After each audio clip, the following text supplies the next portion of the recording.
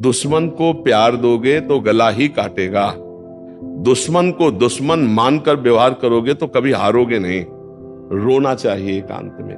बिन रोए किन पाइयां प्रेम प्यारा मीत। हे नाथ, आप ही हमें सामर्थ्य दो कि हमारे अंदर कोई विकार न रहे, जबकि वो मेरा विषय नहीं है, वो इंद्रियों का विषय है।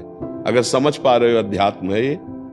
हम जब काम को अपना विषय मान लेते तब हम परास्त हो जाते हैं। अपने पति को छोड़कर किसी और पुरुष की तरफ काम भाव दृष्टि रखना घोर पाप। एक पत्नी व्रत रखने वाला या एक पति व्रत रखने वाला काम विजयी ही होगा, पक्का होगा, क्योंकि उसमें सुख नहीं, एक दिन उसको वैराग्य हो जाएगा। लेकिन बेविचार करने वाला, मलिन अंतःकरण वाला, चाहे बूढ़ा हो जाए, मर जाए, तो भी वासनाएं नहीं नष्ट होती। इस बात को समझो। राधा वल्लभ श्री हरिवंश। महाराज जी, प्रिया प्रीतम से मिलन के मार्ग पर चलते हुए साधक के जीवन में काम रूपी विकार का क्या स्वरूप रहता है? बहुत उसे जोर नीचा का गिरा होता देता है, बहुत जोर का होता है, क्योंकि टक्कर का योद्धा एक ही है। ये प्रेमी को गिराने के लिए एक ही है जो योद्धा समर्थ है, दूसरा नहीं समर्थ है। जैसे क्रोध और लोभ है, ये इसी की उपज है, काम की। कामः संजायते क्रोधा, और काम की पूर्ति में लोभ, और काम की पूर्ति में बाधा में क्रोध। लोभ और क्रोध इसी की उपज है, काम की। सबसे बड़ा सुभट योद्धा काम ही है, ज्ञानियों के लिए भी और प्रेमियों के लिए भी। ये ज्ञानियों को नित्य बैरी है, नित्य दुश्मन है। ये कभी ना घाने वाला महापापी, महापापना, ये महान पाप कराने वाला महासनो, चाहे जितना भोग लो कभी तृप्त नहीं होने वाला। तो जैसे ही हमारे हृदय में, वैसे सबके हृदय में काम है, लेकिन जैसे ही हम काम विजयी होने की सोचते हैं, वैसे ही अपना विशेष रंग दिखाता है। प्रिया प्रीतम के मिलन का मतलब काम विजयी होना, भगवत प्राप्ति का मतलब काम विजयी होना। जो ही हम इस पर शासन करना चाहते हैं, तो जैसे हम किसी दुश्मन के अंडर में है तो वो निश्चिंत है, और जब हम भागने की कोशिश करेंगे तब वो हमारे हाथ पैर तोड़ेगा, तब वो हमको बंदी बनाएगा। ऐसे ही जब हम सोचते हैं अब हम भगवत प्राप्ति करेंगे, अब ये गंदा विचार हमारे अंदर में इतना होगा जो पहले कभी नहीं हुआ। अब इसको रोकने के लिए ही ये सत्संग है, नाम जप है, भगवान से प्रार्थना है। रोना चाहिए एकांत में। बिन रोए किन पाइयां प्रेम प्यारा मीत। हे नाथ, आप ही हमें सामर्थ्य दो कि हमारे अंदर कोई विकार न रहे। तो वही करो सदा तिनके रखवारी, जिम बालक राखे महतारी। वही भगवान माँ की तरह बचाते हुए, प्यार करते हुए आगे बढ़ाते हैं। बकाया है बहुत बड़ा शत्रु, ये सबसे बड़ा शत्रु है, चाहे कोई भी हो। इस दुश्मन को बिना नाम जप के और बिना गुरु आश्रय के परास्त नहीं किया जा सकता है। भगवान ने काम पर विजय प्राप्त करने के लिए अर्जुन को आज्ञा दी है कि बहुत खाने वाला, कभी ना घाने वाला, ज्ञानियों का नित्य दुश्मन ये काम है, यही गिराता है। इसलिए अर्जुन, इसको तुम मार। किससे? विवेक रूपी तलवार से, ज्ञान रूपी तलवार से मार। ये कितना भोगोगे, कहां तक भोगोगे? कभी तृप्ति हुई है क्या किसी की? इसका मतलब है त्यागाच्छांतिरनंतरम, ना कि भोगाच्छांतिरनंतरम।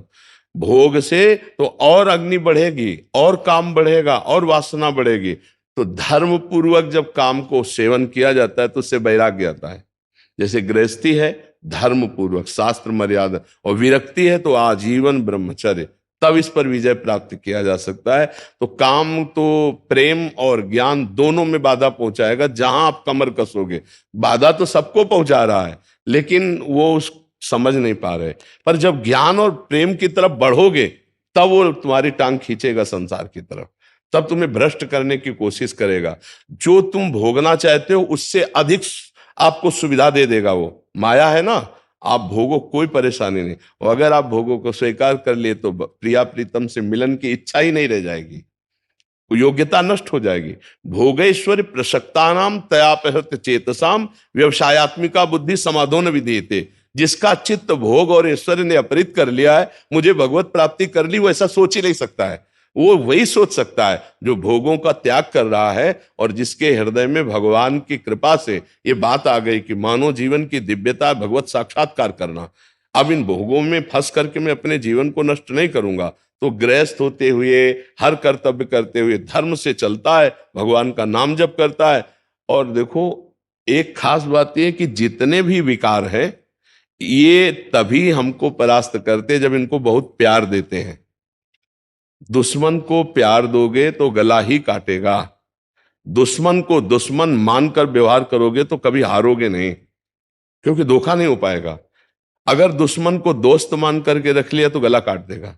हम लोग ये बेवकूफी कर चुके हैं बहुत जन्मों से कि काम क्रोध लोभ मोह मद मत्सरी हमारे मन में है, हृदय में है, देखो, पर हम इनको इतना छुपा के रखते हैं कि किसी से कह नहीं सकते। हमारे अंदर जो ये हमारा नाश कर रहे हैं, बोलो हम इनके खिलाफ हैं या अनुकूल हैं, अंदर से देखना। अगर सभा में खड़े होके पूछा जाए आपके अंदर काम है, तो आप पूरा झूठ बोल देंगे, नहीं जी। आपके अंदर अहंकार है, नहीं जी मेरे अंदर अहंकार कहाँ है। अर्थात आप दुश्मनों को छुपा रहे हैं ना, अपने हृदय के दुश्मनों को आप छुपा रहे हैं बड़ी सेफ्टी से।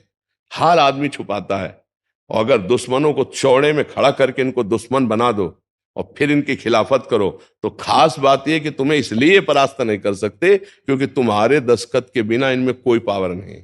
जैसे मन नेत्रेंद्रिय के साथ हुआ, मुझे रूप देखना है, मुझे नहीं देखना है। आंख खुली भला दिखा दे, नहीं देखना है। जब हम स्वीकृति दे देंगे, अच्छा देख लो, तो ऐसे नेत्र घूम जाएंगे, हम देख लेंगे। नेत्रेंद्रिय मन के साथ नहीं रूप देख सकती जब तक हम नहीं चाहेंगे। श्रवणेंद्रिय मन के साथ तब तक शब्द नहीं सुन सकती जब तक हम नहीं चाहेंगे। ऐसे हर इंद्रिय तब तक भोग नहीं भोग सकती जब तक हम नहीं चाहेंगे। तो हम चाह को अपनी ना जानकर इनकी चाह को अपनी मान लिया, इसलिए हमारा नाश हो रहा है। मांग रहा है अंदर से काम, और हम क्या कर रहे हैं, हम मान लिए कि मेरी मांग है, और मैं मर। दुश्मन की बात को हम अपनी बात मान लिए, तब हम मरते चले जा रहे हैं, जबकि वो मेरा विषय नहीं है, वो इंद्रियों का विषय है। अगर समझ पा रहे हो अध्यात्म है ये। हम जब काम को अपना विषय मान लेते तब हम परास्त हो जाते हैं, नहीं, जबकि वो आपकी मांग नहीं, आपके दुश्मन काम की मांग है। यही ना समझ होने के कारण हम कहते हैं कि हमें ज्ञान तो है कि मैं गलत कर रहा हूं, पर मैं रोक नहीं पाता हूं। इसलिए नहीं रोक पाते हो कि आपने जो गलत आपको सलाह दे रहा था, उसकी सलाह को आपने अपनी मांग मान ली, इसलिए आप गलत कर गए। तो अब ये काम को रोकने के लिए आपके अंदर विवेक चाहिए और धर्म चाहिए, ये दो चीजें। गृहस्थ हो तो धर्म पूर्वक अपने विषय का सेवन करो, तो भगवान की प्राप्ति में बाधा नहीं पड़ेगी। विरक्त हो तो किसी भी तरह से विषय संयोग है ही नहीं, क्योंकि विरक्त है। गृहस्थ में एक मर्यादा है। अब जैसे पति पत्नी का भाव है, गृहस्थ में जो अन्य भी भोग है, अगर उन्हें धर्म पूर्वक आप सेवन नहीं करते तो अपराध है, अधर्म पूर्वक अगर आप सेवन करते तो अपराध है। दोनों बातें हैं। बहुत धर्म पूर्वक उनका सेवन करना है क्योंकि आप गृहस्थ हैं, अधर्म पूर्वक भोगों का त्याग करना है। जैसे ब्याह हो गया, अपने पति को छोड़कर किसी और पुरुष की तरफ काम भाव दृष्टि रखना घोर पाप, अपनी पत्नी के सिवा किसी और स्त्री की तरफ दृष्टि रख, ये घोर पाप। अब ये कहाँ, आज का समाज धीरे धीरे बदलता चला जा रहा है ना, तो वो कैसे हो, तो मलिन हृदय भला काम विजयी होगा। तो गृहस्थ में धर्म पूर्वक भोगा हुआ काम भी उसे भगवत प्राप्ति करा देगा। विरक्त में किसी भी तरह से काम का सेवन ना करते हुए वो सच्चिदानंद भगवान को प्राप्त होता है। अभी आप देख लीजिए, काम पर विजय प्राप्त करने के लिए दो ही उपाय हैं। एक प्रवृत्ति मार्ग से जाते हुए धर्म पूर्वक भोगते हुए वैराग्य को प्राप्त होना, और एक निवृत्ति मार्ग से जड़ से उसको नाश करते हुए, किसी भी तरह उसका संयोग ना होते हुए परमात्मा को प्राप्त करना। तो जैसे आप लोग गृहस्थ हैं, तो आप लोग एक सीमा में रहें, नाम जप करते हुए अपनी मर्यादा में रहे, तो धर्म पूर्वक गृहस्थी में चलते हुए भगवान की प्राप्ति हो जाएगी, ये विश्वास कर लीजिए। और अगर मनमानी आचरण हुए तो फिर प्रिया प्रीतम और भक्ति इनकी बात दूर जाने दो, मनुष्यता नहीं रह जाएगी, मनुष्यता नहीं रह जाएगी। देखो, पूर्व से ही गलती ना हो, हम इसीलिए इसका विरोध करते हैं। जो आजकल मित्रता का नाटक खेला जाता है ना, एक बॉयफ्रेंड गर्लफ्रेंड ब्रेकअप, ये नौटंकी नाटक विदेशों में होता होगा, हमारे भारत की मर्यादा नहीं, ये पवित्र कार्य नहीं है। तो भगवत प्राप्ति या प्रिया प्रीतम से मिलन ये तभी हो सकता है जब हमारा चरित्र पवित्र हो, जब हमारी इंद्रियां पवित्र हो, हमारा मन पवित्र हो, हम काम विजयी हो। एक पत्नी व्रत रखने वाला या एक पति व्रत रखने वाला काम विजयी ही होगा, पक्का होगा, क्योंकि उसमें सुख नहीं, एक दिन उसको वैराग्य हो जाएगा। लेकिन बेविचार करने वाला, मलिन अंतःकरण वाला, चाहे बूढ़ा हो जाए, मर जाए, तो भी वासनाएं नहीं नष्ट होती। इस बात को समझो, इस सिद्धांत को समझो। आजकल नए बच्चे ही चरित्रहीन हो रहे, कैसे जाकर भगवत प्राप्ति या राष्ट्र सेवा या दिव्यता इनमें कैसे आ पाएगी? तो काम विजय होने के लिए पहले चरित्र पावन करे, इंद्रियों को नाम जप के द्वारा और विवेक बुद्धि से मन को शासन में लेकर के इन शत्रुओं का नाश करे, तब भगवत साक्षात्कार होता है। और ये सब सहज में हो जाता है, कोई परेशानी नहीं पड़ती। हमारा लक्ष्य बन जाए, सत्संग सुनते हमारा लक्ष्य बन जाए भगवत प्राप्ति, हमारा लक्ष्य बन जाए धर्म से चलना, हमारा लक्ष्य बन जाए पति प्रेम, हमारा लक्ष्य बन जाए एक सीमा में स्थित रहना, अभी सब ठीक हो जाए। लेकिन मन के अनुसार या काम वेदना के अनुसार या हमारी गंदी वृत्ति के अनुसार, तब तो हमारा सर्वनाश हो जाएगा। भगवत प्राप्ति है तो बहुत ऊंची बात है, हम एक मनुष्य कहलाने योग्य नहीं रह जाएंगे, हमारा जीवन सर्वस्व ये काम नष्ट कर देगा। जरा सी गलती हुई, आजीवन कारावास भोग रहे हैं। जरा सा काम ने अपना अधिकार दिखा दिया, गोली मार दी गई है। जरा सा काम ने अपना अधिकार दिखा दिया, फांसी की सजा दी गई। ये क्या है? अगर हम विवेक से नहीं चलेंगे तो हमारा सर्वनाश काम कर देगा। भगवत प्राप्ति तो बहुत दूर है, बहुत बड़ा राक्षस है ये काम, और धर्म पूर्वक भोगा गया काम भगवान का स्वरूप भी है, ये भी बात समझ लो। भगवान ने गीता में जी कहा है, धर्म पूर्वक भोगा हुआ काम मैं हूं। तो आप लोग गृहस्थ में है तो धर्म पूर्वक है, और विरक्त का काम का सर्वतः त्याग है। काम क्रोध मद मान न मोहा, लोभ न क्षोभ राग नहीं द्रोहा, जिनके कपट दंभ नहीं माया, जिनके हृदय बसो रघुराया। तो समझ पा रहे हो आप सखी?